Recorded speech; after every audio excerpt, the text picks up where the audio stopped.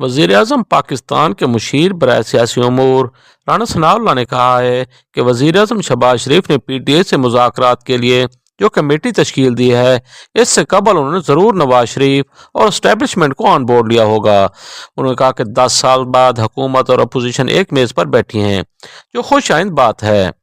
2014 کے دھرنوں سے لے کر اب تک ملک میں کوئی دن خیر کا نہیں گزرا۔ رانا ثناء اللہ نے کہا کہ اختلاف رائے جمہوریت کا حسن ہے۔ یہ نہیں ہو سکتا حزب اقتدار اور حزب اختلاف ایک میز پر نہ بیٹھ سکیں، لیکن 2011 کے بعد سے یہ ہو رہا تھا۔ انہوں نے کہا کہ ہم نے پی ٹی آئی کے خلاف 200 مقدمات درج کیے ہیں، تو انہوں نے بھی 250 مقدمات درج کیے تھے۔ رانا ثناء اللہ نے کہا کہ قوم ایک آئین پر متفق ہے اور سبھی اس کو مانتے ہیں۔ 2 جنوری کو پی ٹی آئی کی تحریری چیزیں سامنے آئے گی تو پھر بات چیت آگے بڑھے گی۔ واضح ہے کہ حکومت اور پاکستان تحریک انصاف کی کمیٹیوں کے درمیان کل مذاکرات کا